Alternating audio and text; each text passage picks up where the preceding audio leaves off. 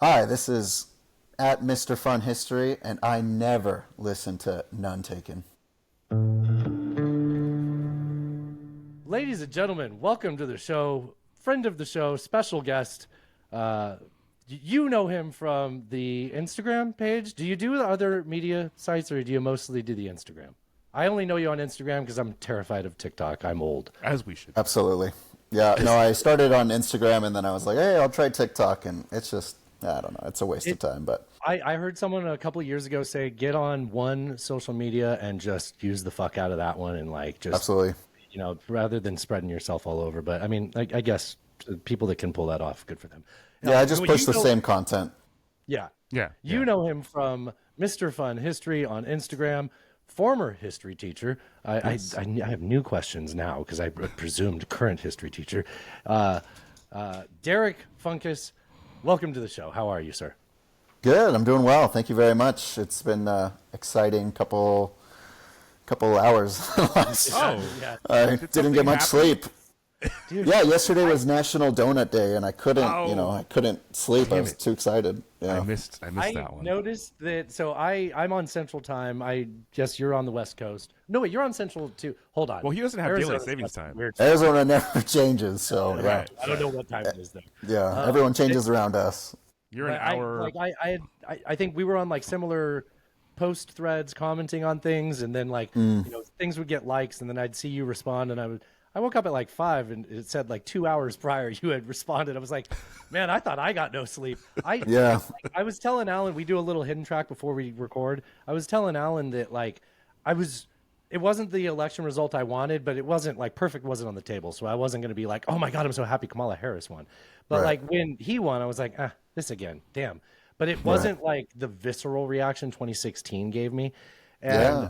and I went to bed kind of with that in mind, but then my mind couldn't stop connecting dots to like, oh, well, that means this, and if they didn't take him to court and have that go to the Supreme Court, he wouldn't have immunity, and now he will. And oh, I bet he's gonna have Supreme Court justice. And my mind just wouldn't stop thinking of new things to think about. Almost no anxiety, but it was just a whole new world opened up to us. We're in this.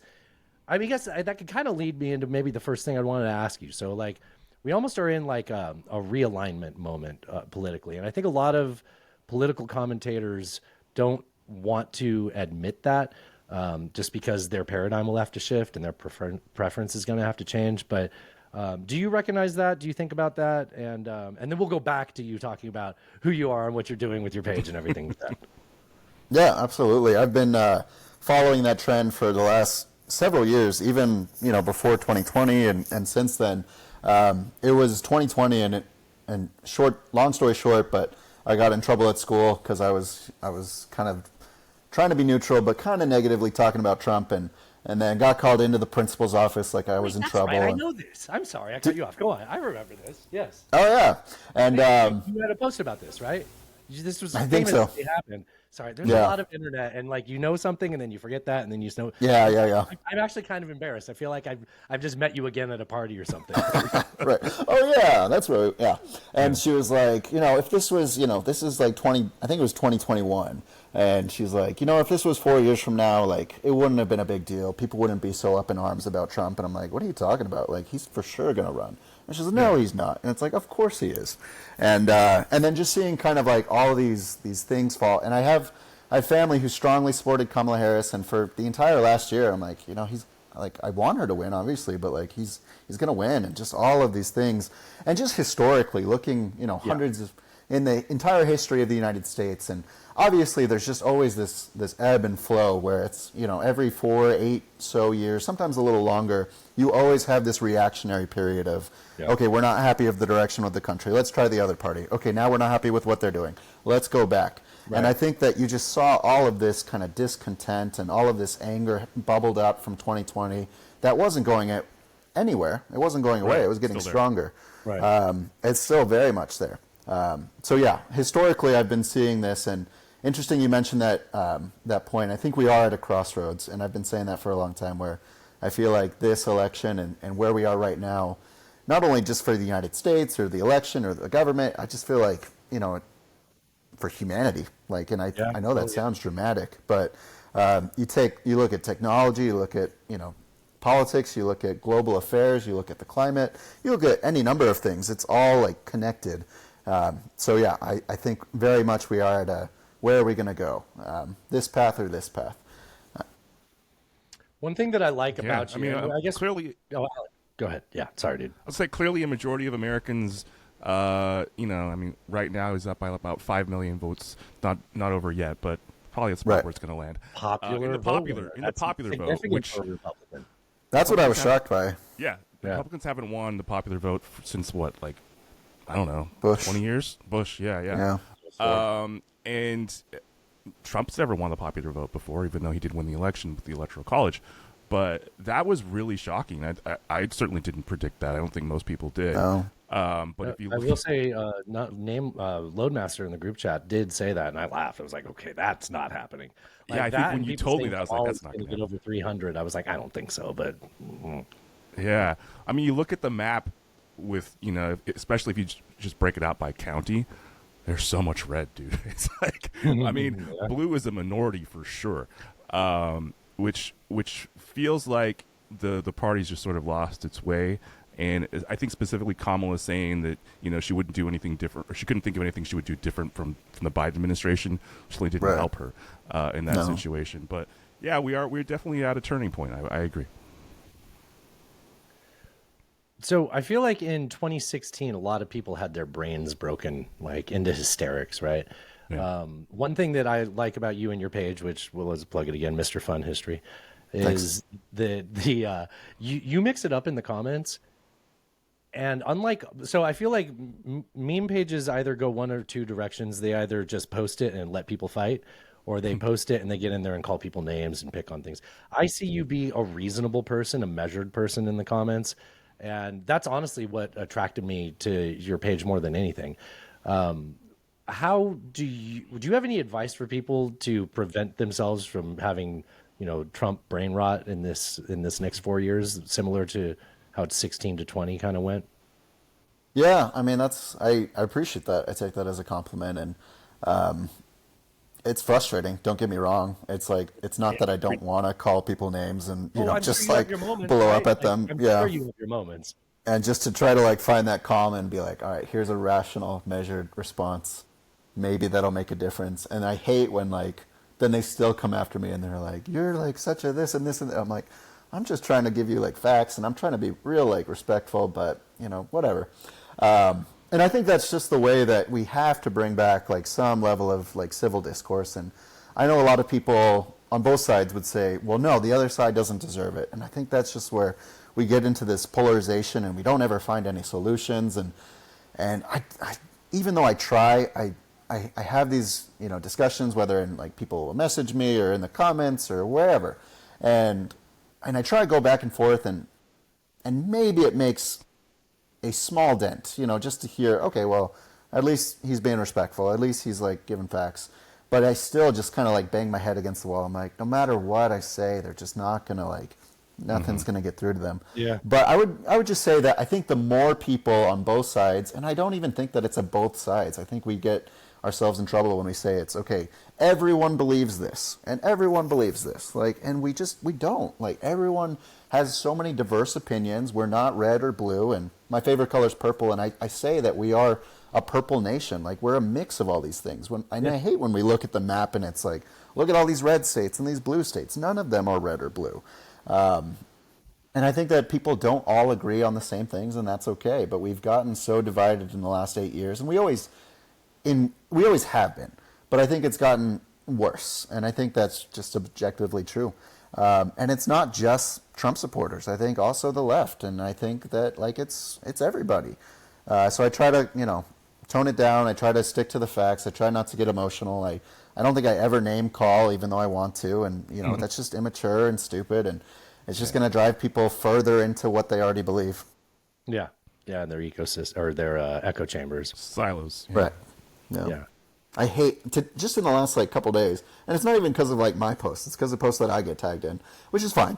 But people are like, I'm disappointed in you. I'm unfollowing. I'm like, I didn't even do anything. I just like accepted this collab, Right. and then Dude, I love and accepting collabs. Like I get into yeah, these collabs with Americanists. Half the time I'm like, dude, this is cringy. But I'm like, yeah, the best thing that yeah, comes from it is the engagement with people that I wouldn't have interacted with before. It's absolutely, like, yeah, and then somebody said something this morning in one of the collabs. They responded, they're like, hey, just checking in if you're okay. I gave them a follow. They messaged me back, hey, I just wanted you to know I was actually being disrespectful. And I was like, okay, that's funny that you're taking the time to tell me you're being disrespectful.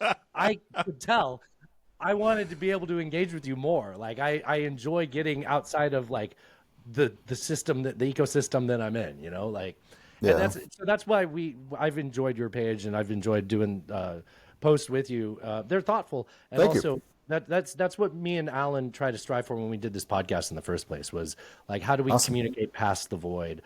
You know, Right. subtlety and pragmatism kind of got lost in the last 8 years, or it kind of became like negative words. Nuance, you know, they spell it with 2 O's and derogatorily with a meme.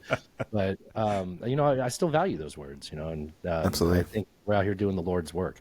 Alan, do you want to ask me a Thanks. question? I'm going to keep steamrolling here. Yeah. So a couple things. So as somebody personally, I engage very rarely in social media. You know, I love doing the show with Dustin. I love engaging with listeners. But as far as just being out there and hanging out in the comments section, that's not my thing. So you choose to put yourself in that space, and you know the stuff that's going to get thrown at you. What drives you to do that? What is it in you that you're like, I want to be here. I want to do this. I ask myself that every day. I don't know if I know the answer, but because literally the last several weeks, like I turned it up. Like before, I would share a couple like current events, a couple thoughts, and then I just like as we got closer to the election, I'd be sharing more and more, and then it was like in my stories, it was like not getting as much like attention because they never do, and I'm like, okay, well I can slip by, and then I was like, well I'm gonna make posts and.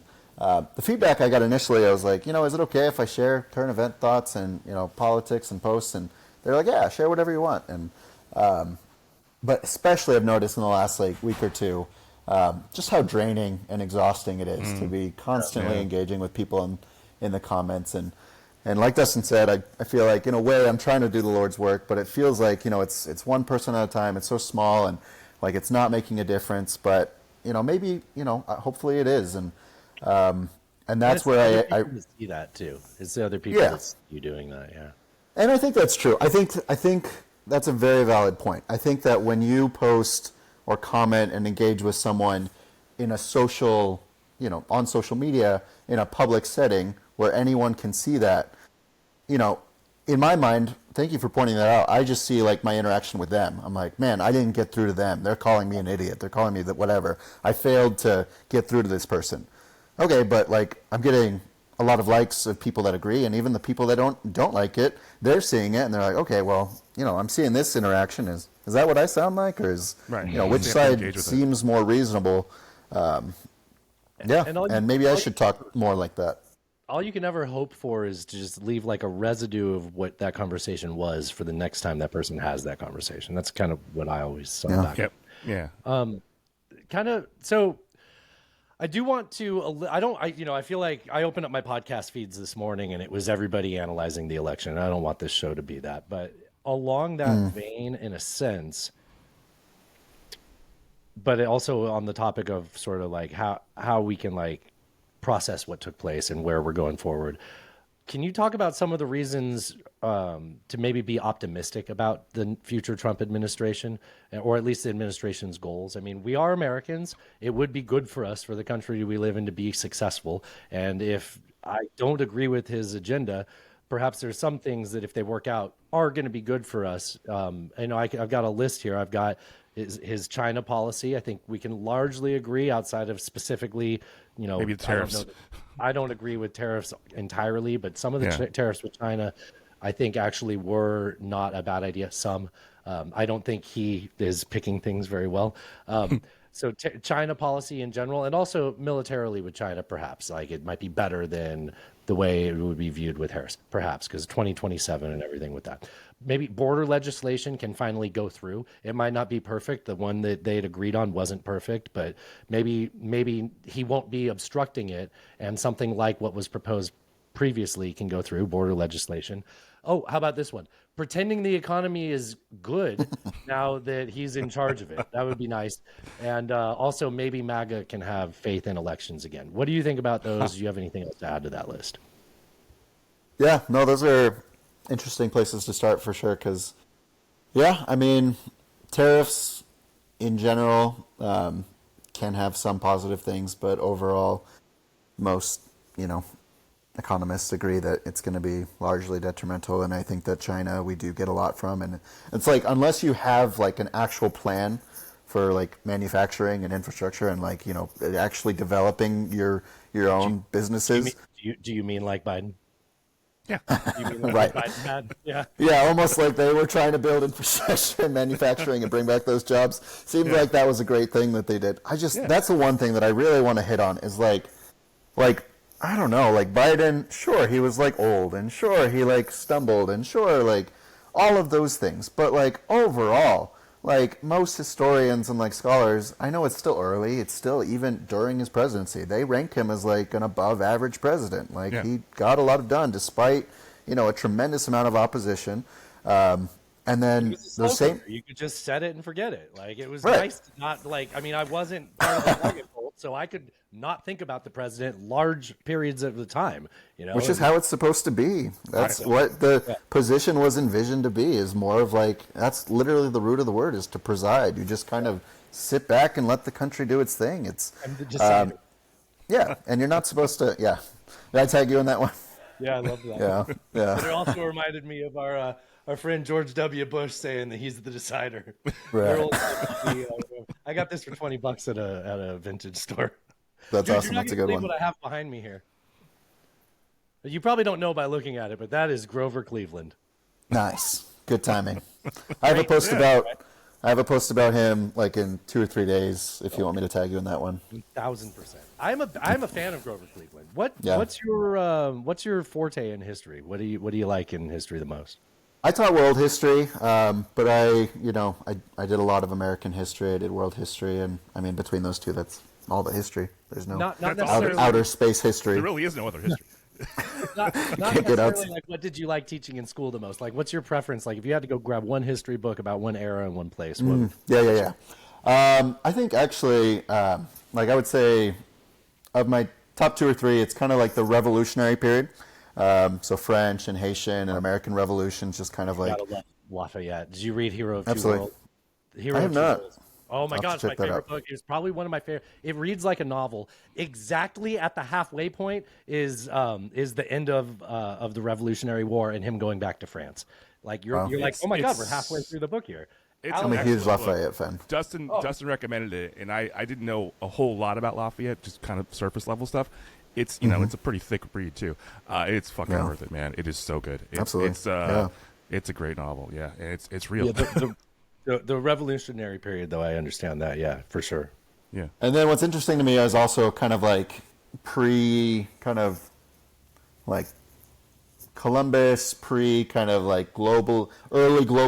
if you can call it that, where it's kind of like just kind of studying what Africa and Americas and Asia and Europe were like distinctly in that time period of like the 12 to 1400s or so is kind of interesting to me just to see, because after that it kind of is so interconnected.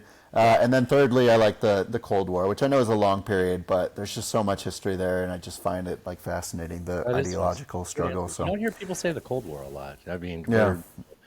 spoiler alert to people who are listening: 2/3 of this podcast are white males, so it was assuming Roman history at some point. So I am a sucker for the Republic era. When people talk about Roman history and they start talking about emperors, I'm like, what the fuck? You like the emperor's part? Like that's where it all fell apart. Like no, it went on for hundreds of years. I'm like, yeah, but like that was all a bastardization Right. of the plan. Like yeah. that's where. No, I like Rome. I know a lot of people say World War II, and I'm trying to pick different ones just to be unique, I guess. That's good. I like that one. Yeah. Thanks. Yeah. I do want at some point we do want to get into we do a headline show, so we'll kind of riff on the headlines if you're good with sticking around for that. Yeah, and real quick on the main reason for me to be optimistic. No, that's okay. And I agree. Like maybe border will be stronger. I just worry that I'll be so like it'll be like a humanitarian disaster or an economic disaster, and I don't know, like so much of Trump, it's like, okay, well, he says it, and then a lot of what he says he means and does, and then a lot of time, well, also he says things that he doesn't actually do anything about. Right. And so it's like it's a mixed bag, and it's so unpredictable, and that's the thing that's so like worrisome for world leaders is that like you never know what he's going to do. But if he like deports every illegal immigrant, like that would be absolutely disastrous in like a million ways. So that part of the border legislation, let's hope that doesn't happen. Yeah. But Yes, let's hope strengthening the border, sure. That's like Everybody's wanted that. They're just afraid to say it politically. So, like, Right. yeah, strengthening the border is a popular thing. And if it gets accomplished in a ham-fisted Fred Flintstone manner, as long as we can minimize the anticipated humanitarian disaster of it. I mean, yeah, we don't have to get into the details of like how are you going to organize all these people up? What kind of war criminals are you going to turn American citizens into by? Yeah. and then so my main point. Sorry, I keep getting distracted. My main point is if there's You're keeping us on track. my main thing is that if there's any silver lining, I hope, and I just have to be optimistic because if we despair and we're pessimistic, then what's the point? But I have this like goal or vision of like what America or the world could be and should be with everything happening. Again, like with technology is the big one, with artificial intelligence, automation, and all these things. And I just feel desperately that we have to prepare for that. And if we don't, it's going to be a million times worse than like the initial things of the Industrial Revolution. Like it's going to be that, but a million times worse if we don't handle it well. But what I hope is that a Trump second term will do two things for Republicans and people that support Trump. What it'll do is, if Harris would have won, there may have been an effort to overturn the election because Trump didn't want to go to jail, because they were angry, because they thought it was stolen, because it was rigged, because of a number of things, and it could have been worse. They were preparing for that kind of outcome. And so that kind of violence would have been awful. And then also, but now that he's won, or no, and if he would have lost, they would have spent the next 4 years even angrier because they would say, okay, now we have this DEI, female woman of color, like president who, even if she was average, they would see her as awful, as they saw Biden, who was average but saw as awful. And then they would, and it would be a backlash against everything that she works toward, and it would be a disaster in the midterms, and then 2028, and it would just be the same thing as now, but worse, and push it off. Even worse than the last 4 years. Absolutely. Longer. Yeah, it would be even more so. And so what has to happen, I think, in my mind, and I guess I'm just justifying it because that's the reality, is they have to see what a Trump presidency actually would look like. Not just what he says it'll be, because he's promising all these great things, and they're like, oh, that's what I want. But they have to see, and obviously I want things to go well, but I just don't foresee that. I think things will get worse, and I think they have to get worse before they get better.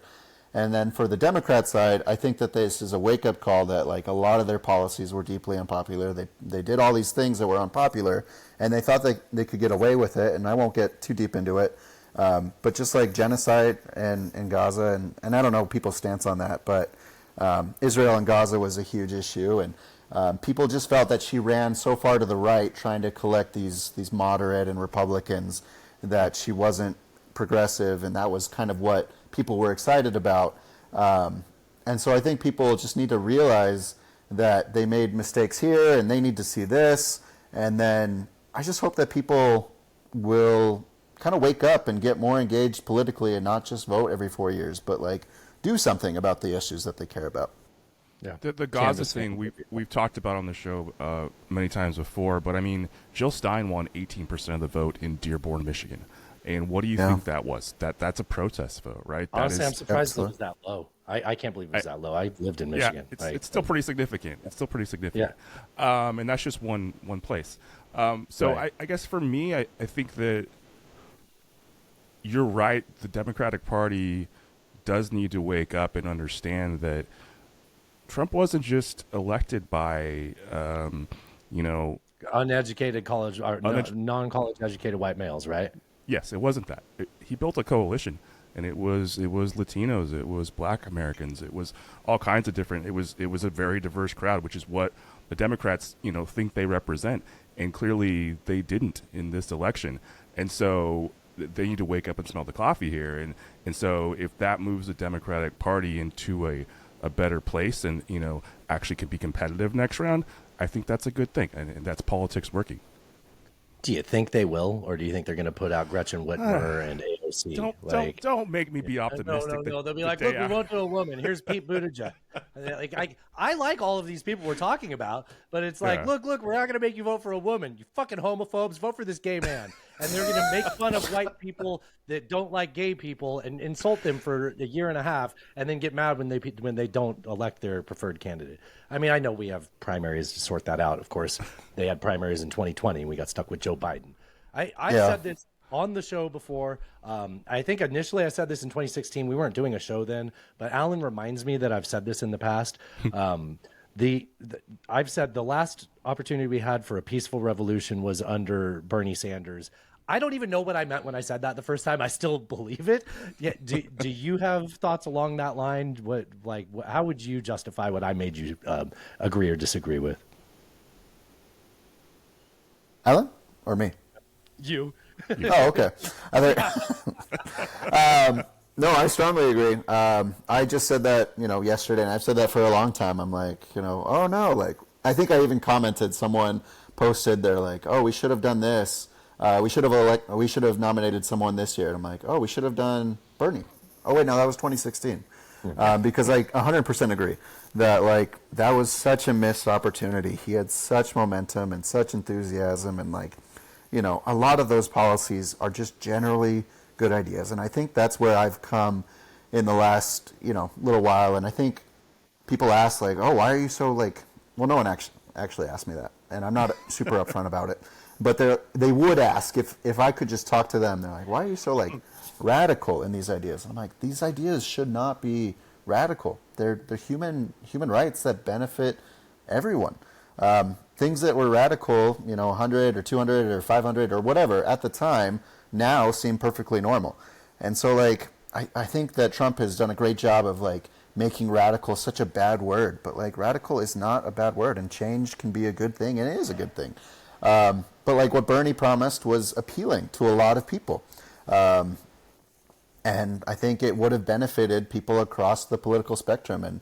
And I think that we have to just kind of talk to people outside of that political spectrum of like, okay, what are the things that actually matter to you and affect your life, not these culture wars.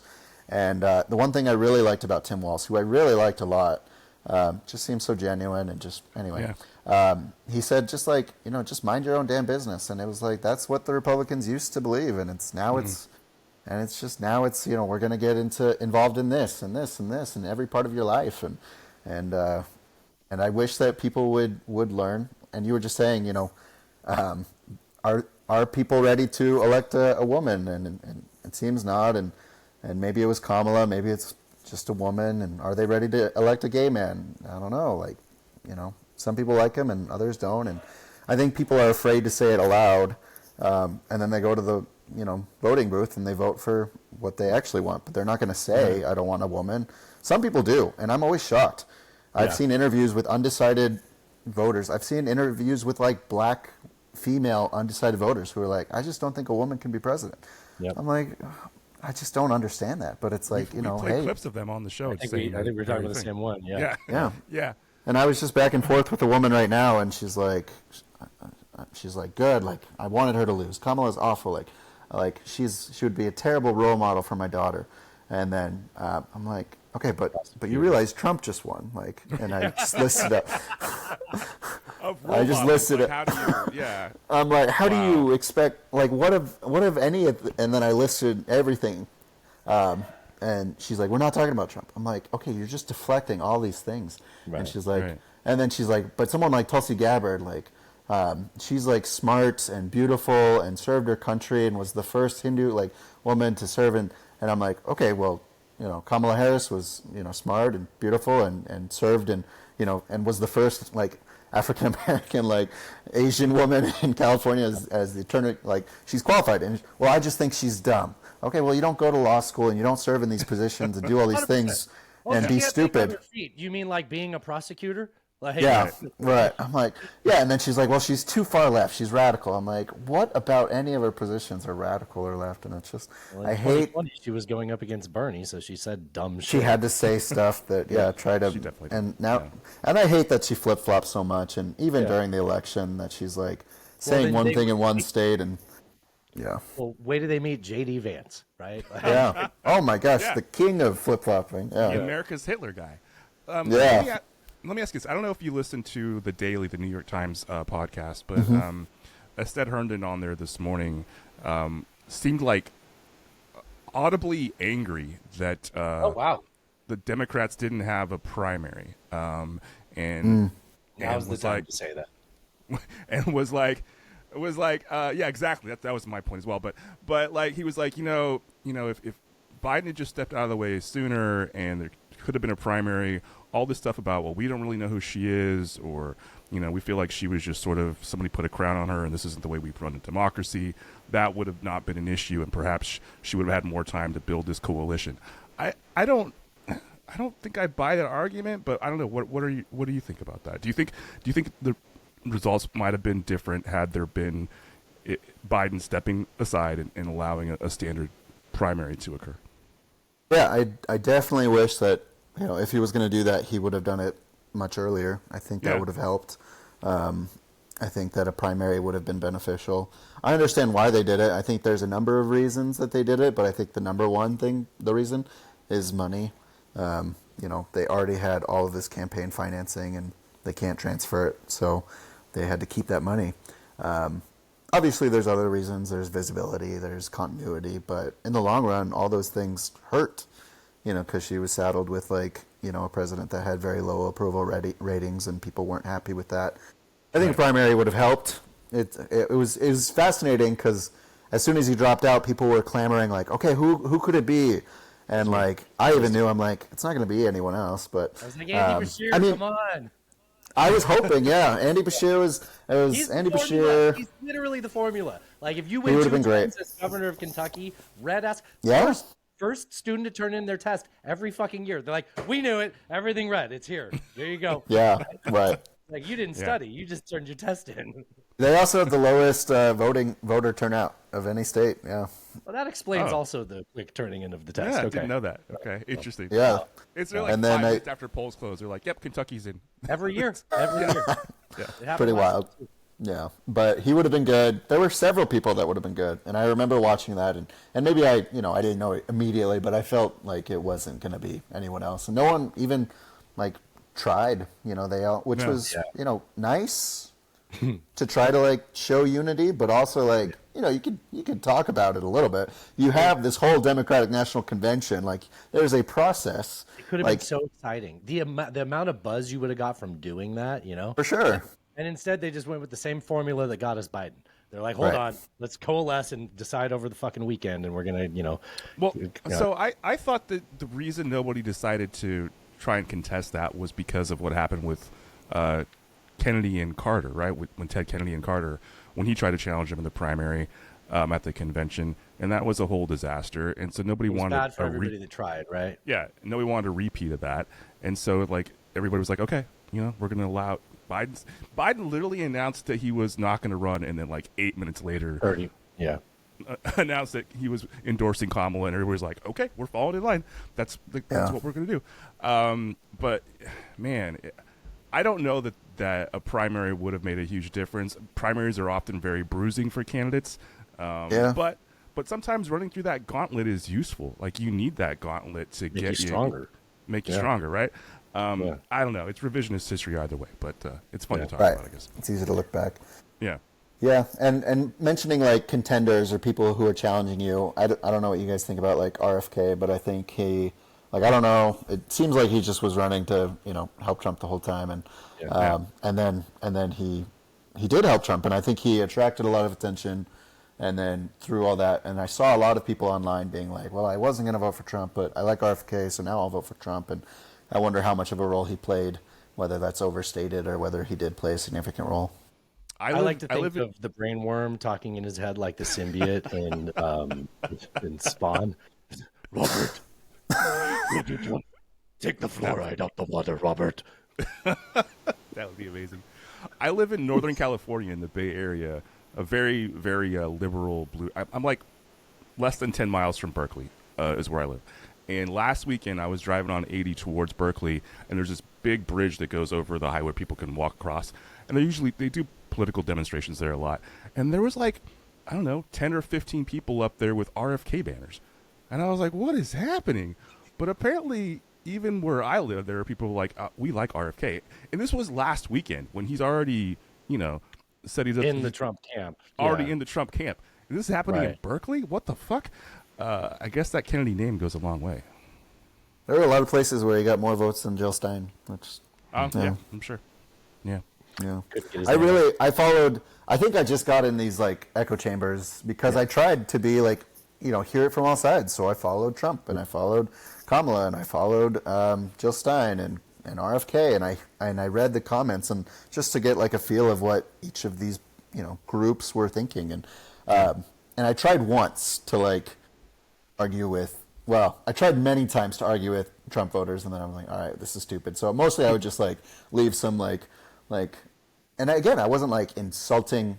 That's the thing is these people in all parties, they take whatever you say about the candidate like so personally. And it's like, I'm not attacking you. I'm saying that this person is not a good candidate. But I would say like some comment, and then it would start like a flame war. But a lot of times sometimes I would argue, and then I would usually just like leave it, and I'm like, I don't care. But then with Jill Stein, there was a time where I was like, I'm just, like I see where she's coming from. I see why people are supporting her, but like historically speaking, like she has zero chance, and third parties have never won, like ever, and she has even far less of a chance than anyone, and I really overstated the effect that she would have, and I don't know whether people just realize that. But they kept talking about, we're going to get this 5%, and that's what they say every election. And Jill Stein just pops up, and people say she's a Russian like puppet, and other people say she's. So there's a lot of like controversy there. But I think RFK did have like probably closer to 5%. I don't know how well he would have done it had he stayed in, but I think that a lot of people that supported him did end up like throwing their support behind Trump because he's going to take the fluoride out of the water and not give anyone vaccines. Yeah. If only RFK had joined the Bull Moose Party, perhaps it would have been different. Who knows? Well, that's the bizarre thing about third parties is that even Teddy Roosevelt, an insanely popular president, when he ran third party, he didn't win. Like he and survived. A man that got shot and survived during his Right. campaign. I know. Campaign. Wow. Yeah. Shot and kept talking. Yeah. Yeah, that's my favorite. One of my favorite like historical moments for sure. Give long speeches and have them tucked in your pocket. Yeah. So there's always that spoiler effect. So I've been talking a lot. I've been working a little bit, not a lot. I need to do it a little bit more, but I've hosted events for the Forward Party. I don't know if you guys have. Yeah, no, familiar. Yeah. I want to like them more. I just, Right. It's just viability. didn't right? really- I mean, you're talking to. I'm a reformed. I'm a reformed libertarian. So like, I get Yeah. it. Well, like, if we have enough percentage next year, we'll be on the national ballot.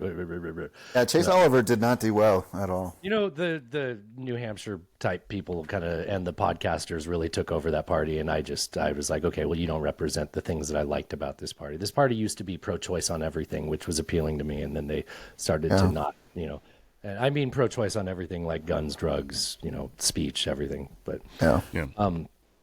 I think this is just me being a completionist before we get into the headlines. I did want, when I picked up the Grover Cleveland and the similarity to Trump being a non-consecutive president, he also had trouble with tariffs during his presidency, which I think is hilarious because they didn't have an income tax back then. And it's I thought you might get a little chuckle out of that being the story. I think no, absolutely. I just posted. It was someone. I'm trying to remember all the similarities, so let me look real quick. Warren G. Harding. He has a crazy amount of like similarities to Trump, which is pretty funny because he just he invents this campaign phrase that's super popular, and he's elected president, and he's a newcomer to politics, and and then he has tons of affairs. He has corruption everywhere. And I'm just like, and Film was Warren Harding. Was that? No, yeah, that was yeah. Harding. Yeah. Oh, okay. That was yeah. Harding. Wait, we did a episode with the guy that wrote the. Yeah, he was the Jazz Age president, right? Yes. Yep, Yeah. yep. Yeah. And my favorite quote from Harding is like toward the end of when he, is over with his presidency. He says, "I am not fit for this office and should never have been here." And I hope that one day we'll hear those words come out of Trump's mouth. Well, yeah, I mean, he really didn't want to be there. He was kind of Yeah, right. So that, No, I know. That's And now he hilarious. just needs to not be in jail. Yeah. Yeah. All right. Well, Well, speaking this of is a that, lot the DOJ is dropping all those cases, so there's that. Yeah, I mean, just what are they going to do? I mean, he's the, president-elect. Like, are they going to send him to jail? And that was always a joke, like, in the last several months. But it's like, they're really not going to, and it's just the presidential immunity thing that you brought up earlier. And it's just bizarre that, like, what is the judge going to do with the sentencing? That's. I mean, like, I feel like I know the answer to that question, but like That's what? Like Mershon. That's the 12th. I Mershon. want to. Yeah. That's like next That ain't Tuesday. happening. coming up, yeah. Yeah. And then they were talking about for the other case, they're going to probably postpone that to 2029. And it's just like The Georgia case. Mm-hmm. Yeah, because the Florida case is gone. All the federal cases are done. So right, but the state ones are still there. right. I would ask you, but I feel like I know the answer. What do you think will be completed first, the Trump's Georgia case or Young Thug's? But I think Young Thug had a plea deal. Like I that think he finally actually got resolved. What do Yeah. you say we actually transition into our headlines episode? Yeah, let's do it. Let's do it. I Do the feel like first we. one. Wait, before we get there, I want to say our Vietnamese listener told me to say hello to you. He said it that way. He said, "Do use the R's." His name is Wei. Wei says, "Say hello." So Hero. it doesn't Hello feel right to for me Wei. to do that, but he told me to, so it's okay. Do you want to play Okay. this Instagram clip or not? Oh no, that would have been how we start the show normally. But we're this far. Yeah. Thanks for asking. I appreciate Okay, that. all right. Well, I mean, I feel like we've covered a lot about this already, but I left Yeah. it in as the first headline. Former President Trump won his second term as U.S. president, per the AP. Trump has now clinched 277 electoral votes, 270 to win. I think it's more than that now, maybe. With Harris at 224. This is old. The Republicans have won the Senate for sure, and it seems likely he will also have the House. Is the House decided or no? Is not. California going to take time? Okay. It's not decided yet. Nobody's called it, but it seems pretty It's looking likely close. that- I don't know. It's 205 to 190 right now. Yes, for the 190 Republicans. Democrats. Yes. Yeah. Yeah. So we've already covered legal implications. I think there's other things we can talk about here. What this might mean for Ukraine, what it might mean for the war in Israel. He what said it might- 24 hours after he was elected for Ukraine, and I know. mean, I checked. The war is there still yet. happening. It's Yeah, okay. still happening. So maybe So Ukraine started doing some deep strikes into Russia today. They're like, we're going. We got ammunition. We're going to use it while we got fuck it. it. Let's go. And then what might happen with NATO? All of these. I think the foreign policy stuff is going to be maybe some of the more intriguing things that happen here in the first month or two of this administration. Because I think it's going to take a while for him to accomplish his domestic goals. I don't know. What are your guys' thoughts? What do you think? Ukraine, Israel, NATO, where are we at? Yeah, I don't think he's going to end Ukraine real soon. Not I think pick that was a bit of an phone over Yeah. promise. perhaps. Bit. Israel is a little bit more like he was, just openly like, oh, I talk to Netanyahu every day. Like he wants me to win. I'm just like, why is any of this okay? And then my other question with that is I'm like, all right, Kamala, like, like he doesn't want you to win. Like, why the hell are you supporting him? Like, you're like, oh, like we stand with Israel. Like what? There's so many reasons to like, call for a There's the fear ceasefire. of the fact that Jewish voters had been shifting towards Republicans over the last couple of elections, and they thought Right. that they could hold on to them, but it just came across as disingenuous, right? Like there was, Yeah. yeah. I just Such feel an like she own just goal. Yeah, she just kept. I felt like appealing to like the wrong people, just focusing on Yeah. the wrong issues and the wrong ways, and just missed opportunities. And so, yeah, I mean, obviously, foreign policy is far more complex, and Israel and Gaza, but also all that APAC money, and both Oh, yeah. parties, and blah blah blah blah. But like, it just would have been. I think maybe I'm overstating it, but I think it would have been a political win to have been tougher on Israel. But maybe I'm wrong. Progressing, you think leaning? So I actually don't think that if she would have gone more progressive, it would have been better for this campaign. I think that's the lesson of this campaign is that America has shifted to the right, Right. and like it or not, you can keep going with what you want things to be, or you can try to actually meet the voters where they are, which kind of goes back to what we were saying before of like, let's see what happens when MAGA runs everything and if it gives them what they really wanted. Yeah. I think she definitely lost the Arabic American vote for the most part because of her stance on Israel, and I also think young people Right. who are perhaps for the first time this is their first election they can vote in.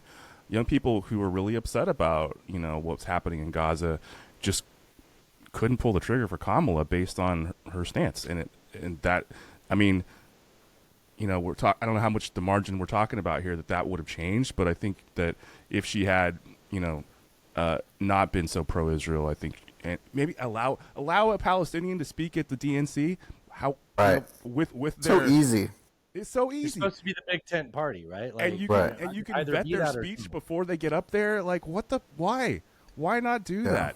I think that would have gone a long way. I don't know, if man. Tony Hinchcliffe can not be a spoiler, Jesus you can let a Christ. Palestinian talk Seriously, fucking what the decency, fuck, right? man? Like, yeah. Yeah. Unbelievable. I think That what you're 5 saying. minutes ago when Tony Hinchcliffe was going to ruin the election. Remember when we all thought that? Literally, yeah, it's amazing how much changes up and down. This whole election was such a roller coaster. You're like, oh my gosh, assassination attempts and gaffes Yeah. and the comedian and I don't know whatever some of the other ones. I mean, Biden dropping out was obviously huge and There just was like a wild 3 weeks there that was just Yeah. like, okay, what's going to happen next week? Yeah. right, yeah. The Trump campaign but almost seemed like they were trying to lose the last 2 weeks. I was like, what the fuck are you guys You doing? knew that Like, when you just- said that on the show before, and I gotta say, no, he needed to not go to prison. Like, no, he definitely was not trying to lose. Not this. I think they were just really confident, and I think that they were like, we can just rub it in everyone's face. Like, we don't have to Maybe. we can be. I don't know. I think I was just really shocked, and I think a lot of people were at like everything that was said or done at Madison Square Garden. I think that was indicative of like what the rhetoric is going to continue to be. And they're eating I the don't know. I had a pigs moment. also. I know that was so. That's another thing is like I always want to believe that like election or debates have like an effect on people, but like statistically they don't. They just Right. watch and then they like keep thinking the same thing. But I felt like it moved the needle a little bit for some people who were like, "Ooh, like Trump kind of got like destroyed," and then immediately after he's like, "I won that debate. It was the best, but I'm not going to do it again because I did so well." I'm a prize fighter. Yeah. Yeah. Yeah, I think that maybe another one would have helped. I don't know, but that's probably not all that true. What if I combine these next two into one headline, Alan? Yeah, go for it. Arizona, Colorado, New York, Maryland, and Missouri approved ballot measures to protect abortion access, while Florida and South Dakota voted to reject. Montana and Nebraska are pending, so those are up in the air. Along with that, we'll say Florida rejected legalization of recreational marijuana, while it's funny they say marijuana. While Nebraska approved plans for legalization of medical use in a closely watched ballot measure. Off the radar here in Tennessee, we've been sneaking things under the radar with they test weed by what it is before you burn it. So they've been making THCA out here and just selling it at gas stations. And I don't know if you know anything about this, but THCA, when you ignite it, turns into THC. So I guess somebody in Tennessee just found out about this, and in December they're getting rid of that loophole. They're like, okay, we'll test it after you burn it. We didn't know about this. So yeah. That's funny. The funny thing about Florida is that Trump has come out and said he was for legalization, but DeSantis was super against it. So he spent a ton of money on ads in Florida that were anti-legalization of marijuana, which is so weird. It's so like, obviously I live in California, so take that with a grain of salt. But like, it's just so weird to me that it would still be illegal. I mean, the feds have already moved it to like a different, like a Schedule 3, is it, from a Schedule 1? Where they say it's not addictive or whatever. I don't understand why it's illegal anywhere in this country. It's bizarre to me. Okay. Yeah, the Bible Belt and everything. Yeah, I think what's interesting about about the abortion stuff, I think that it's interesting because that was such like a major like platform and talking point and issue for the Democrats and for Kamala, as that was like probably their main thing. And I think what I read a headline that said something like, to the effect that like people want these progressive policies and are like pro-abortion and like pro other things, but like rejected Kamala Harris. I hate the pro-abortion line. Like, I hate that got weaseled in there. It's pro-choice. I don't know anybody who's pro-abortion. Yeah, nobody wants an abortion. Yeah, absolutely. Well, I think what happened was in 2022, the Democrats won a lot of seats because the red wave didn't happen, primarily because they ran on that issue, right? And so the Harris campaign thought that they could really beat that drum, and that was a way that she could sort of differentiate herself from Biden, because Biden was always sort of uncomfortable with that topic. But because all of these ballot measures were were available for voters in all these states, they could vote to be pro-choice and still vote for Trump. It seems like they did. And so, which is very bizarre because, Trump tells you a lot. They thought that all the times that it wasn't Trump, they could just vote for that. And then they're like, no, I can do both. Like, watch me. Yeah. Yeah. Did I cut you off and say what you were saying, Alan? I'm so sorry. I get it. It's all good. It's all good. I'm going to hit this next one. Okay. This is also perhaps, I mean, if you look at exit polls, this is, and strangely, people trust Trump on the economy. Anyways, the U.S. economy added 12,000 jobs in October, well below estimates of 100,000, and the smallest gains since December of 2020. The report noted impacts from the Boeing strike, about 44,000 jobs, I think they think were accounted for by Boeing, and 2 hurricanes, which is hard to quantify, but clearly that's... Didn't they also say poll workers? Didn't they also say, like, people can't be working, they're working all these polls, like, in canvassing? Oh, I didn't see that. That's interesting, though. 12,000 over 9,000. Sorry, I've got to get my anime references in. The unemployment rate held at 4.1% as expected. If you include people who are like just on the sidelines and they're not unemployed as far as on unemployment insurance, but they decided to sort of take themselves out of the market, it's around 7%, which is still pretty stable. But 12,000 jobs is a pretty miserable number, and they had to downgrade all the reports from the couple months previous. Oh, they did that one again? About 100,000 jobs for the 2 months prior. I mean, that's the real thing, is that people can't trust this economic data when they keep revising them down a few months later. Yeah, sometimes they get revised up, but more often than not in the recent past, it's been revised down. But I mean, a lot of people said it was the economy. That was the thing. Number one. Yeah, and I don't know why, for whatever reason, they think Trump is the guy for the economy. If he does the mass deportations and the tariffs he's talking about, that's not going to be good for the economy. But here we are. Well, don't Americans have the right to elect an autocrat via democratic process? I mean, isn't that... Yes. Yeah, sure. And should people like us recognize that we're in fact the minority? Like, even if we're right and they're wrong and also dumb and ugly. That's what's so frustrating. It's like, I want to tell people, I'm like, you're objectively wrong, but I'm trying to like, okay, I hear your point and blah, blah, blah. But it's like, just like, here are the facts, and like, every like expert on this would agree, but you're like, well, I feel this. Through 2020, like, experts don't mean anything. Oh, did you? Yeah, I think like I think it was the debate. Vance was like, we can't just be trusting these so-called experts on things. We got to go with common sense. I'm like, well, common sense says that the Earth is flat. Common sense says a lot of things. It's true. I know. This is very true. I mean, I hate it because, like, I understand the people's gripes that got them to the point of saying, like, these experts are leading us into these mistakes and the flatten the curve and the staying at home and the effects from that. And we can have a debate about that. But, like, God damn it. Science is an iterant process that over time has brought us to the greatest advancement humanity has ever seen. Like, and you just want to throw that all away because of your feelings? Like, I thought you guys were calling me snowflakes when I said things about feelings before. It's just... I know.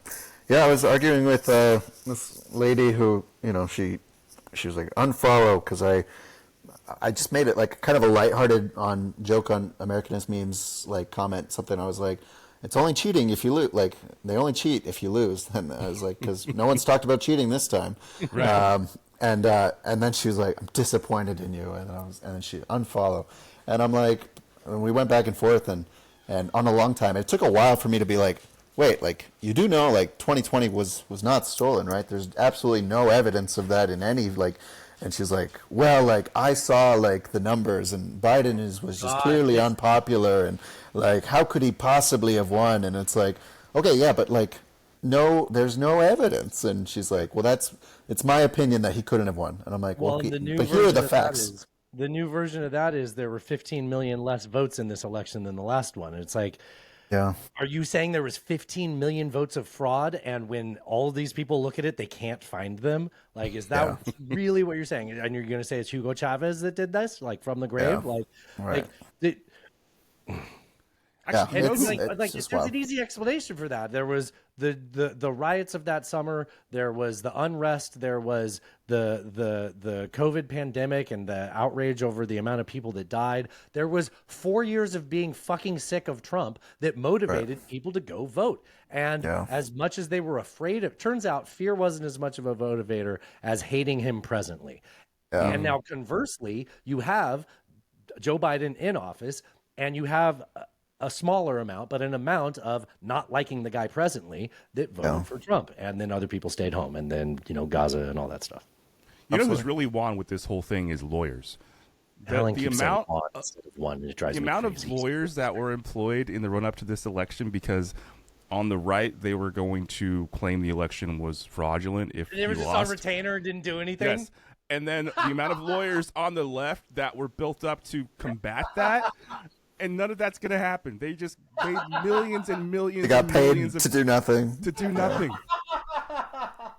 Yeah, that's Fucking a dream, yeah, man. man. You just Seriously. gotta take the test, right? And then you get to do Yeah. that. Damn it! Fuck dumb. Don't You could be a yourself. Take the bad bar. lawyer. Yeah, Right. Yeah, no, I mean, Giuliani, Exhibit A, right? Ooh, I got a lot of friends that were doctors. It was like, yeah, you just passed med school. Well, that's all you gotta do. You don't have to be good at being a doctor. You just gotta get it through residency, and then. Okay. man. Next headline. Yes. We already talked about Ukraine. Well, Ukraine's been fighting No. North Korea. You want to We're on talk about six. Oh, Six. 6. Federal. Oh, this is good news. Good news, everyone. A federal jury convicted a former Louisville, Kentucky police officer of using excessive force against Breonna Taylor, but not for causing her death, in the first officer conviction related to the deadly raid in 2020. If I'm not mistaken, the story with this guy is everything was going down. The boyfriend started. So the cops raided the house with no knocks. The boyfriend has a gun in the house. Perhaps you can describe him as a criminal. Okay. He woke up when somebody broke it. I'm just saying, give them some leeway in the argument. He woke up to someone breaking into his house, grabbed a gun, not illegal to do. I've got 2 in this drawer right here. And he shot at the people that broke into his house. He didn't know that they were cops. They didn't say they were. That's true. In the confusion of all of that, this cop runs around to the side of the house where there's a retaining wall or something, not a retaining wall, like a barrier wall, and he jumped over it and just started hopping with the gun over his head, shooting into the sliding glass door, and passed through into the neighboring house. Is this the guy? Is that him? That is the guy. This guy deserves to go to jail for that. Sorry, qualified immunity does not cover that, and also qualified immunity is stupid. That was such a yeah. You actually described that very well. This dude was just randomly shooting That into sounded well. a building he couldn't even see. The cops were looking for her ex-boyfriend, which wasn't there, who was a drug dealer. The That's current hilarious. boyfriend, That's not hilarious. That sucks. Wow. the current boyfriend, as you said, did not know they were cops. He just thought his house was being broken into, so he fired. And that's what set everything off. He did not. He wasn't. Did they the kill one a that, squirrel? But if they killed a squirrel. Only if Peanut was involved. So this guy didn't shoot her. It was a different cop that did. But he was very reckless, and he absolutely deserves to be held accountable for that recklessness. It's fucking ridiculous. We just talked about this on the show yesterday, actually. Wasn't it? Yeah. About Breonna and that whole summer of 2020, which was insane. say that. What are their names? And you're like, I don't remember. Yeah. But I mean, I guess it's justice of some sort. It's better than nothing. It's still not a feel-good story. Yeah. I mean, dude, I'm not saying put these people in prison for life. Just let people know that people that have this line of work that we have exceptionally high standards that we expect you to live up to. Yeah. I'm sorry. Like people say that all the time. It's like, you want these people to just be perfect at it? It's like, you know what? Kinda. I don't think that's crazy. I mean, I'd like to signed have up some for that kind of job. high standard. Like, Yeah. whoopsie, I killed someone. Like, that's all right. Bad day at the office. Like, Yeah. Like if you're an electrician and someone gets electrocuted because of your mistake, you lose your job. Like you might get tried for these people don't lose their jobs at a minimum. Like not even that. Like right. Yeah, it's wild. Frustrating. Yeah. All right, I'm gonna skip this one. Language balance right here. Frustrating. There it is. I knew it was there. French and Dutch authorities, this one's fun, raided Netflix offices in Paris and Amsterdam. What? As part of a preliminary tax fraud investigation. So they're saying Fraud that protection. Fraud protection. Frog. You got me into the soundboard. I'm in the soundboard. I think we're on the same page. We're totally on the same page. Okay, I like my frog protection. so. I'm sorry, Derek. The allegations are that Netflix was down. They were pulling a Trump, and they were trying to avoid taxes by saying they really didn't make that money in that place that they really did, and so they raided their offices, which I think is hilarious. Because had you heard this headline before we just talked about it? Never even knew about this. No idea, right? Netflix is No. a massive company, right? One of the Yeah. used to be Fang, right? The five stocks that were the crazy ones. Yeah. And the N was Netflix and Fang. yes, yeah, it was like Facebook, All Amazon, about Netflix, that. Wow, Google, that was a yeah. time period. Yeah. Whoa. Massive company, and they're getting their offices raided for allegedly trying to avoid taxes in fucking Wait, is the rest France. of Fang still around? Like they should do it Mang, like a gangsta. Mang?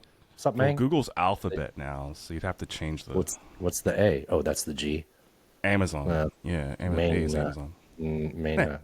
That was a fun little detail. Mana. Magic the Gathering. Mang. Okay, I'm out. Never mind. Nailed it. Thanks. This isn't your current headline. You probably already talked about it a previous episode, but I just want to say how funny it is that Google is getting sued by Russia for more money than exists in the world. I Wait, think you know that is what? the funniest headline. Last week we did our headline show a couple days early, and that slipped through. Hold on. So they sued them for like it was like 21 followed by 10 sets of 3 zeros or 8 sets of 3 zeros Massive. Yeah. in dollars. And like I posted Not that, and rubles. people were like, "Well, what's that in rubles?" I'm like, "You forget how currency exchange works. It's an insane number when you translate that to rubles." But like, even if you go with that number of trillion, how many trillions of dollars exist in the global economy? It's like 100 trillion. Like they sued them for more money than there is. Like, I hope they win. They're like, all right, all the money goes to Russia. All of the money. We want all of it. All of the money. and that goes. They invest that in bricks bucks. Yeah, exactly. Speaking of Russia, you want to hit number Bricks? 9? Yeah. Iran's supreme leader said Israel and the U.S. will face a crushing response amid escalating hostilities in the Middle East. I'm grateful they decided to wait till after the election, so nothing funny happened. Alan, last time we talked about this, said it sounded like their new president, I forget what they call that there, was sort of like backing up from the line of fire on that. No, actually, and then Actually, he was. The Ayatollah of rock and the roll Ayatollah. was saying. Yeah, that yeah. they So want he to- had come out sort of ambivalent response to Israel's firing missiles at all their military bases and said, I'm going to let the political machinery essentially in Iran take care of this. I'm not going to call for anything specific to be done or call it a deadline or anything like that. And that was seen as pretty de-escalatory on his part. And that's changed. so now he's like, no, we're coming. It's going to be crushing. So yeah, fun times as World War III grows ever closer. Can I correct myself? Trump's going to stop it because Oh, Kamala yeah, was of going to course. cause it. Trump was Are going you to even stop worried it. about this? Thank God. Yeah, and you know what? If anyone's going to listen to Trump on anything, it's Iran. Yeah, absolutely. Dude, can we just focus Perfect on the pick. fact that we just elected a president that is actively being attempted to be assassinated by Iran? And Yeah. and just like, look, I don't mean to sound conspiratorial. I do have a button that I'll press. I mean, after I say this, Derek, you may not be familiar with this, but I'm going to press a button after I say this. Okay. I don't mean to sound conspiratorial, but can you imagine a country in the region that might be willing to create a false flag event that would have the U.S. go to war with Iran? Oh, weird. Atlanta didn't never burn. Atlanta was a false flag operation, and Abraham Lincoln was a crisis act. Oh, speaking of Abraham Lincoln, do you recognize my T-shirt? I love the theater. And it's, Good. I do. It's John Wilkes. Yeah. I get a lot. had I get a lot. I don't know if I don't think you were following me back then, but I'll send it to you. But I had probably not. it was a reel that I made about the assassination of Lincoln, and it was that trend from a long time ago where it was like, oh, I'm looking for a guy in finance, 6'4". Yeah, so I use that because he's roughly 6'4" and had bluish gray eyes and The most famous man in the region, easily. Just Yeah. like, did Tom Cruise just shoot the president and jump off the stage? Like, yeah. wild. Wow. Also, earlier I said the Ayatollah of Rock and Rolla was the Iron Sheik. That was Chris Jericho, and I'm embarrassed, but that probably wasn't worth pointing out. But I have my problems. I'm glad you clarified that, Dustin. It's better good. this way. It's better that way. Speaking of World War III, famously, the world wars are always preceded by a period of U.S. isolationism, which Trump is a big fan of America first and isolationism and forgetting about anything else in the world, because that'll be good for global affairs. That's a really good point. That is a really good point. How about that, indeed? Yeah. All right. Speaking of foreign affairs, Prime Minister Netanyahu dismissed Israel Defense Minister Yoav Gallant. Oh, I thought you were going to talk about all his affairs. Remember when he was talking about, like, he was doing an interview with some major news outlets. And he's like, one of the worst things about me being on trial is they brought up all of my mistresses. It's like, why are you saying that here? Like, wait, what? And also talking about foreign affairs, one of my favorite things about Tim Walz, the Republicans tried to smear this guy by being like, he fucked some woman in China 35 years ago that remembers him to this day. You're like, you mean stud Tim Walz? Andy's got a DUI, and he won a championship on defense? Like, why do you keep selling this guy so hard? And, It was such, I don't know. How do you feel, guys? How do you feel about Tim Walz? I like Tim Walz. I liked Walz a lot. I thought that the smears on him were just shameful. Not surprising, but shameful. And a lot of people said that they should have had Shapiro from Pennsylvania. And they're like, he's too Jewish. And I was like, that's not why. That guy's got, when he was a district attorney or attorney general, there was a weird murder where he backed up some cop's kid and covered up a lot of evidence, and you didn't need that. I think that's why they didn't go with Shapiro. But that would have been an unfortunate October surprise. All right, Netanyahu dismissed Gallant, citing a lack of trust between the two leaders that developed over recent months. So Gallant had been critical of Netanyahu's unwillingness to negotiate with Hamas for the hostages, and not really having any sort of plan for what the end of that war, that conflict might look like. And so finally Netanyahu was like, fuck it, you're out. So things continue to go terribly over there. I'm just going to hit this next one real quick. This empowers Gavir, right? This empowers the guy that was the former head of the... Now, I sometimes get these names confused. He was the guy that was literally a terrorist, right? Yeah. He's the guy that I believe he was the one that, like, he goes to the shrine thing. Yeah, he goes to that shrine for that guy that opened fire on a mosque. Okay, sorry, he supports a literal terrorist. Yes, yeah. Israel also said it carried out a ground raid in Syria to capture a Syrian involved in Iranian networks. It's the first Israeli ground operation in Syria of the current war.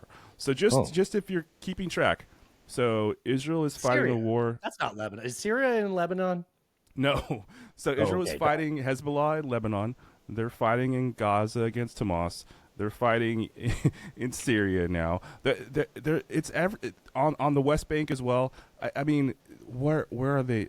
It's just in the West Bank's in Israel. How dare you? Sure, it's.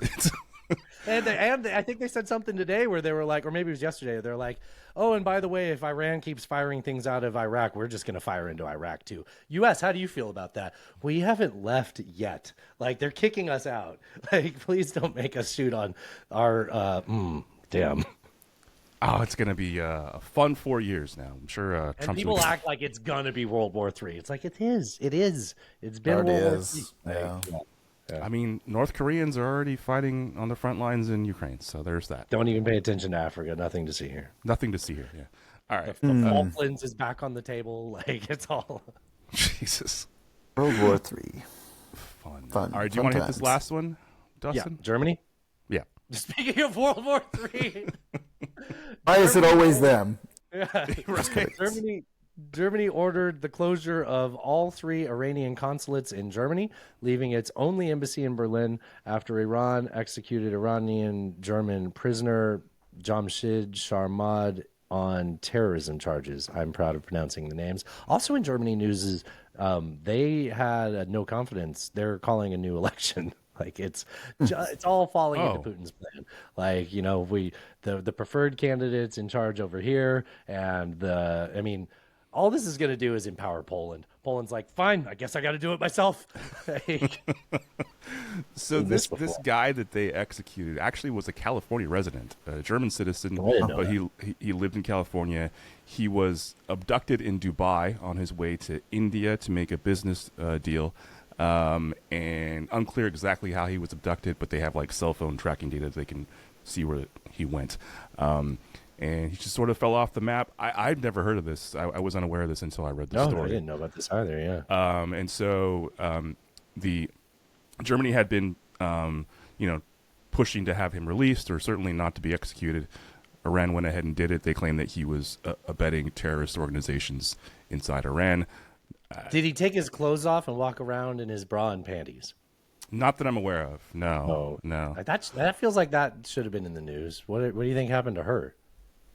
That should have been in the news. I don't know what happened to her. I'm not criticizing you. I'm sorry. Sorry, Derek Allen gathers these headlines. Yeah, that is wild. That was wild. But I mean, we know what happened to her. She's gone. Like, Yeah, we you do. don't. You don't. So yeah, there's just further, fun escalations on the European continent. I'm sure nothing could go wrong. Oh, I thought you were calling. Did you see those polls of like, if Europeans or other countries could vote for, Harris or Trump? Did you see any of those polls? No. Yeah, a lot. It was just Yeah, I was actually surprised by Czech Republic being almost like 50-50. I was like, Czech Republic, oh. I know there were a couple like stand out, but like overwhelmingly like high 90s, and where Sweden and some of the UK was actually lower than you would think, but a lot of our like strongest allies, and Germany and Ireland and Iceland, and then like the ones who were favoring Trump, it's like, oh, interestingly enough, it's like Russia and North Korea and then Hungary and all these. It's like, okay, and I would just ask people, I'm like, look at these lists, like what do you make of that? Like, what do you think? I'm sure Belarus was in there for Trump for sure. Yeah, I don't remember, but yeah, sounds right. Yeah. Sounds right. I just wonder, the whole world, I wonder, they're all looking. And it's like all the headlines where, world leaders like brace for a Trump victory and don't want a Trump victory and blah, blah, blah. Like they're worried about it. And then it's like the civility, but also like fear and sucking up, where they're all like, oh, congrats, President Trump. Like, but inside they're like dying. But they're like, they have to present this image of like, we're still allies, right? We're still friends. Like, please don't do anything that'll destroy the world. I meant to ask you this earlier, but so like when you were saying that, I was thinking like, well, that's what you say if you trust the mainstream media and the global newspapers, and that got me to thinking of the people that say that. So this definitely should have been, and we were just talking about election recap-ish stuff, but I Sorry to bring it back in. Oh no! I'd be remiss to not ask you this. How much It's the weave. We got to close back into election. It's the weave. Right. God, I love the fact that phrase got introduced to politics. Like, oh damn, dude. So just to weave it back together, a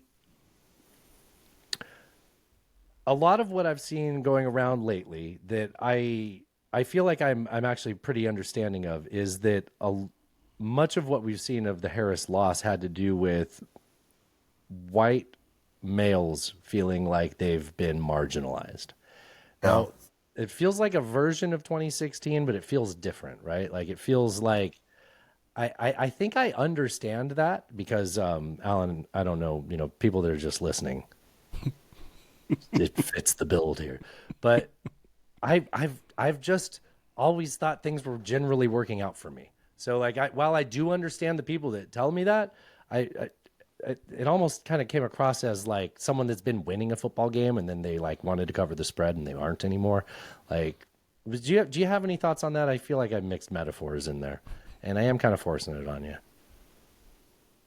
About the how men are feeling, white men. Yeah, do you feel like do you understand that? Do you feel like you have not necessarily hot takes, but Just you if know, I could interject, it wasn't just white we're gonna males. let this Puerto Rican talk to us. All right. It wasn't just white males in this election. It was people of color as well. People, Right. working class, lower income people who felt left behind. And there was a very similar story in 2016, and we were surprised by it then. We shouldn't be surprised by it in 2024. Yeah. I mean, I was surprised by the incredibly high like Latino and black still was pretty Democratic, but less so than before. It's pretty overwhelming, especially in the swing states.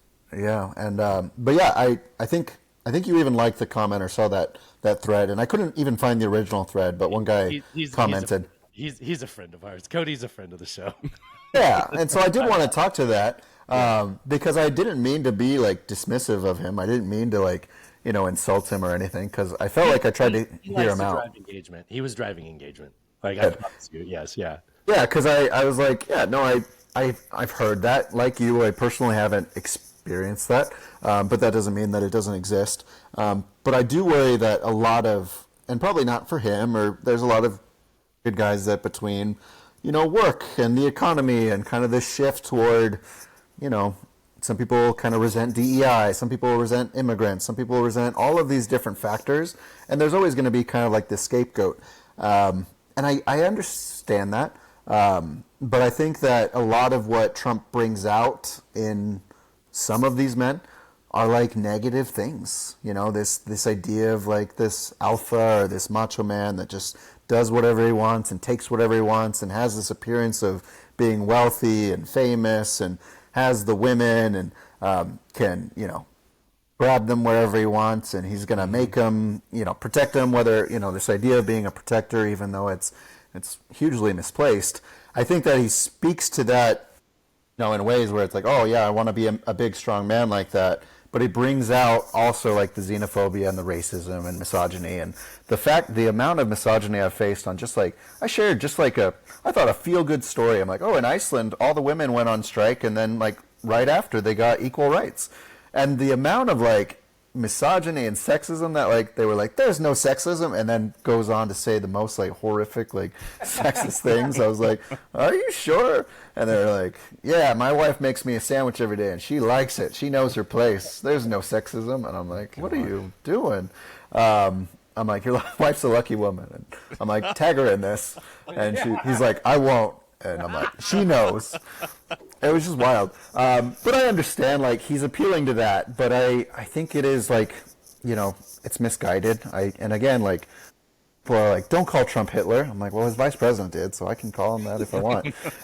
It's like Hitler did the same thing. Like, had these youth that wanted to dress a certain way and have this discipline and feel like they had a purpose. And I think Trump with his hats, everyone wears the same hats, and they feel this. The reason why UPS has to wear yellow in Germany? That's true. Yeah, you don't want to look like stormtroopers. Yeah, that's pretty funny. Don't want to be a brown shirt. And I think eventually, one day, historians will look back and be like, all right, nobody wears red hats anymore. Assuming we make it that far. One day. But yeah, so I mean, to his point, yeah, I didn't want to be dismissive. I do think that a lot of men are feeling frustrated, but I think all people are feeling frustrated. But my point would be that women aren't the enemy, immigrants aren't the enemy, people of color aren't the enemy. And my hot take is that it's the super wealthy oligarchy, billionaire class that are kind of operating both parties that are the enemy. And that the sooner that we can all figure that out and kind of like organize and, revolt, and I'm not calling for a violent revolution where we start chopping off heads until we get to that point, if it needs to be. But like, there's ways to revolt, there's ways to enact change, and I think it'll be slower than obviously we'd like, but an AI revolution is coming sooner than we think, and I think people are going to lose their jobs, and we're going to see people increasingly angry about a great number of things.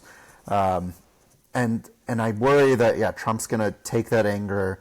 It's all going to be misplaced. And so what I want to do is warn people that feel disillusioned, they feel disenfranchised, they feel unimportant, that there is a place for, like, to be a man, but to be a good person, to be a good kind of man. And I'm not saying that, I don't mean to be offensive and like there's a bad man, but again, when I said at the beginning, I don't think Trump is a role model, and way too many people think that he is, and that's really concerning.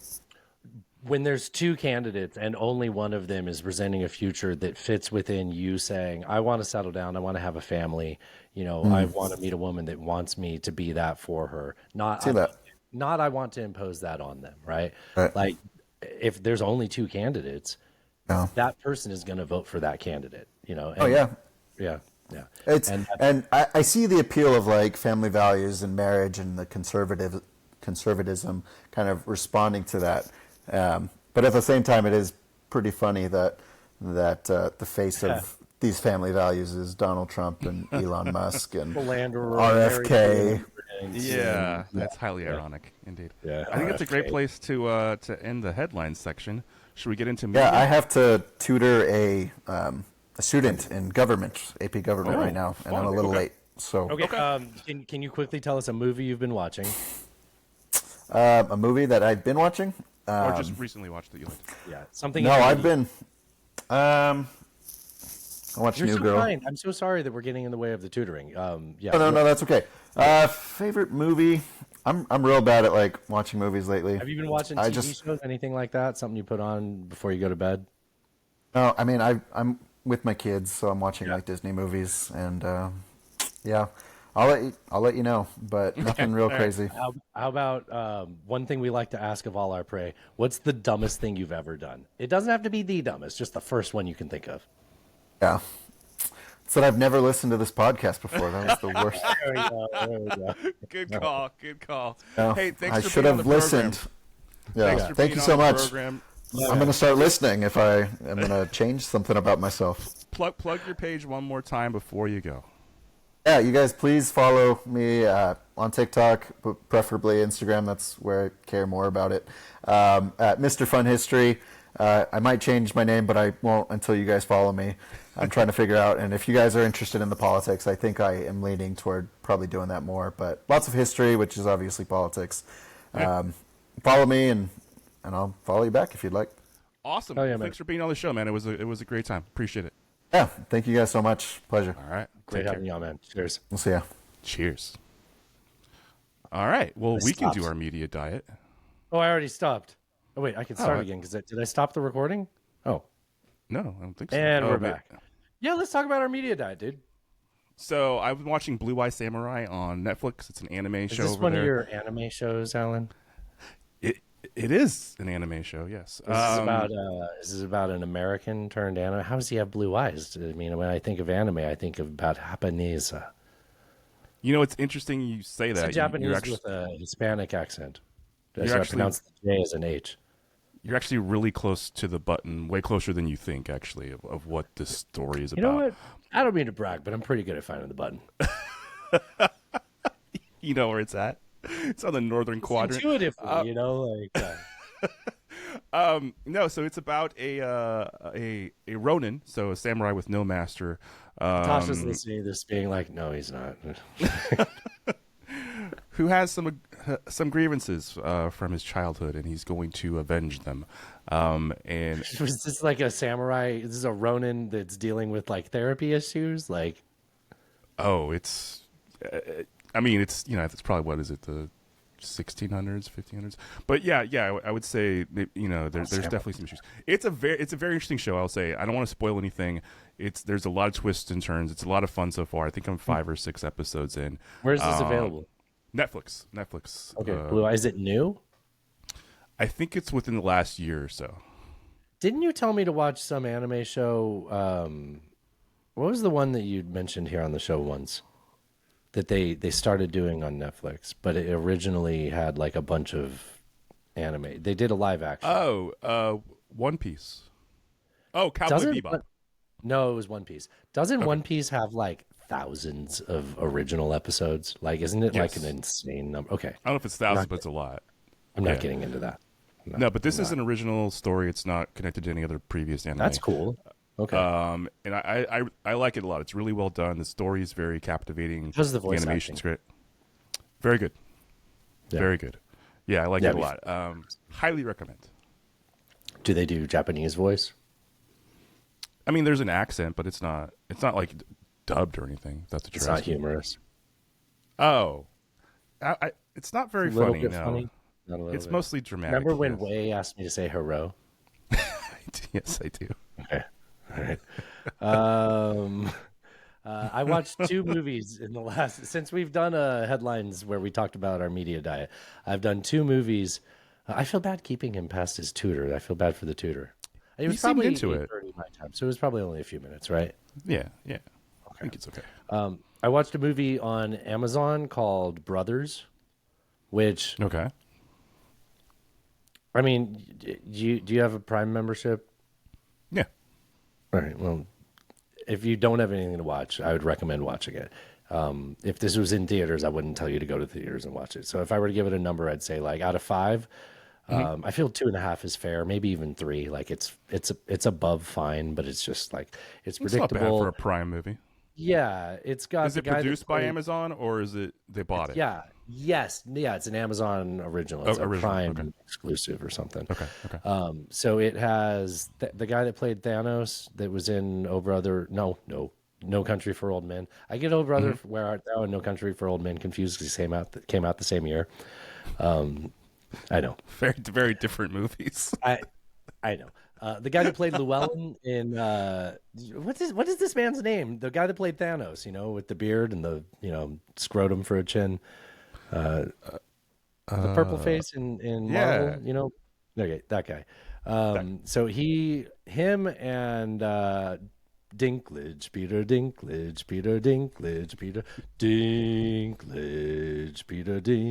Josh Brolin. That's right. Josh Brolin's scrotum chin and Peter Dinklage star in Brothers. It's a heist movie. It's like a reluctant heist movie. Oh, they're brothers, and I don't know if you paid attention to these names I've been saying, but one of them is a wee person. That's never addressed. Aren't we progressive? It's modern times. So Josh Brolin gets reluctantly dragged back into one more heist by his what are we supposed to say these days?